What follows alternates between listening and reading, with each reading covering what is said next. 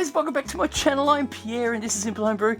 Going to do a unboxing today. I bought something that I've been thinking about getting for a while. I've got two of them, but I'm only going to unbox one. Was it all just a dream, just all in my head? Floating rivers upstream, the things that you said. Now some of you who have seen my live stream know that I was going to go and get myself a stainless steel fermenter. Well, I did. I went down to Keg King, talked to the guys down there and bought myself a stainless steel fermenter and a Apollo Titan. It's a 30 litre fermenter, and I did a video on it, so I'll leave a link here for it. Also, while I was there, I was thinking about buying another couple of Corny kegs. Cornelius kegs. Now, not Cornelius, it comes here. Cornelius kegs are different. I know he's a little bit different too, so I understand. I wanted to get something that was... look, I bought these kegs for... Sorry, I've got 6 kegs at the moment. 4 of them are full. But I need to be able to keep a few aside when I make my stouts and keep them to age for 6 to 8 months, maybe a year. And that's taking up kegs that I don't want to throw away beer from because it's just starting to age, So I decided I needed to get myself a better keg system. Then when I got there, I saw these. Oh, there's no label. I'll open it. Hang on. Just a sec. They're plastic PET kegs. Oh, look, I opened it upside down. Big giant silver things. They're sealed units. There we go. Put that box aside. There's really no paperwork, no anything in the boxes. That's fine. It's very simple and basic to use. So basically what these are they originally were the Fermenter King fermenter kegs. They used to use for fermenters, and if you've seen them before on their website, they're little clear kegs. I'll put a little picture up here for you. And I'd say they redesigned them, and now they're using them as actual kegs, which are great. They're just plastic PET bottles built on their site. They actually have all the machinery there. They have 2 blow mold machines that they have. I've seen them. They gave me a bit of a tour a while back, and it was really impressive. And they basically designed their own product, which is awesome. What I'm doing today is just pulling it out, showing you what it's all about. Big silver bottle, plastic, very lightweight.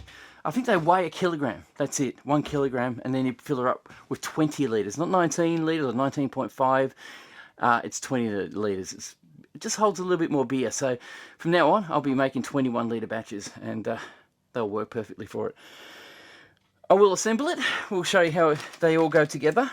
So what I believe is that because they've pulled them apart and taken them off the Fermenter King products, they kept the Fermenter King packaging. So you get a little pamphlet, just like this one. Now I would have shown you, and there's a video here of me opening a 10 litre version of these. So hopefully you guys can have a look at that too.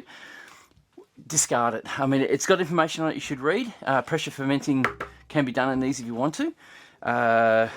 But it gives you an idea at least. Some of them will have a print with a date and use by date on it.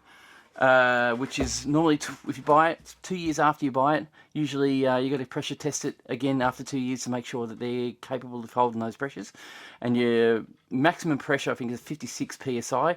Never go to that. It's 30 psi, 35 psi max. That's it. We've got our posts as well as our lid. Now the lid will come, like I said, this is made up from a Fermenter King product that they have. So they've just thrown that in. They come with a measuring strip, which you won't use, basically because the actual unit is silver, and you won't be able to see the level anyway in it. You also get a lid coupling, a lid, and 2 posts: a beer line post and a gas post.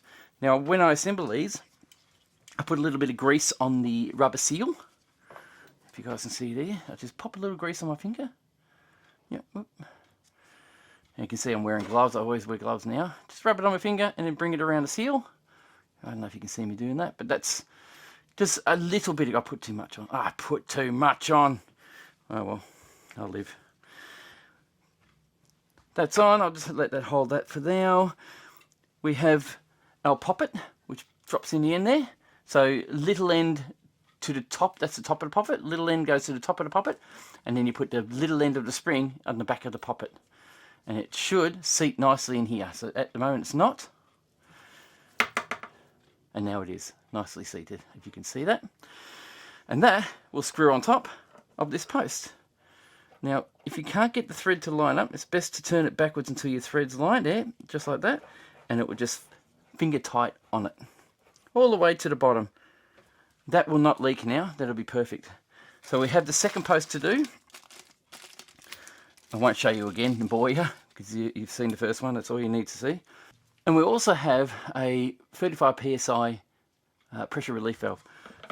So that will go on top. Now remember, you don't need to put these kegs up to any higher than 30 psi at any time.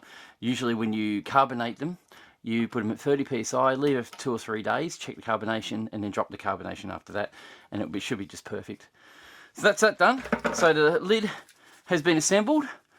We just need to grab our pickup tube, just like in a keg, like in a Cornelius keg. You got a tube that sits in the bottom, and it picks the juices and fluids and all this stuff off the bottom of the keg. And this does the same thing, but it's a plastic tube. Now you need to put the plastic tube on the serving side of post. Now the serving side post has no notches on the post. The gas side does. So the gas side basically it means that you only hook the gas to the gas side. The serving post shouldn't be able to go on. All you do is slide your tube on. Now I have assembled one already, and I found that you got to slide them about 10 mil away from the edge, right from the inner lip. And that should be perfect for the depth of your keg. I measured it with a tape measure. So yeah, I'd say that is almost touching the bottom. You don't want to touch the bottom because you don't want to block. That's on, that's assembled, that's done. That's it, that's really basically how it is.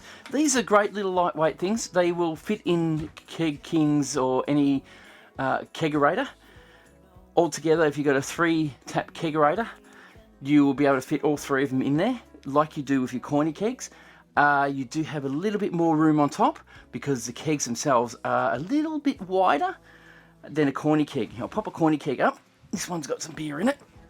I'll show you the difference. So a lot of the area of these is taken up with the rubber, and basically that's it. And the width is, as you can tell, this one here is a little bit fatter than this one here. But you do have the height, so that's going to make a big difference. And it's actually half a litre more, about 19.5 for a corny keg, 20 litres for these. I'll test that out anyway, make sure that theory is correct.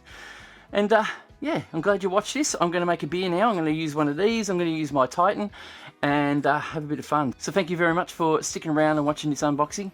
I'm going to use this now and hopefully make a nice little beer.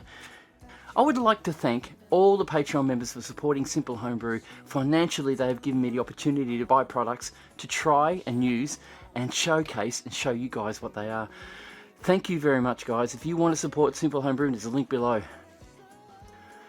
I'd also like to thank all my subscribers. Thank you very much, guys. You are awesome. The support you guys give me in the comments is great. All the advice you give me, I'll take into account and see if I can use it. I rarely get trolls. I do get a couple, but they're not too bad. I do get spam, like everybody. And I really enjoy doing this. You guys, the community, the brewing community, absolutely awesome. Couldn't have the best support anywhere else. Cheers, guys. Thanks for watching. Thanks for subscribing. And thanks for watching this video.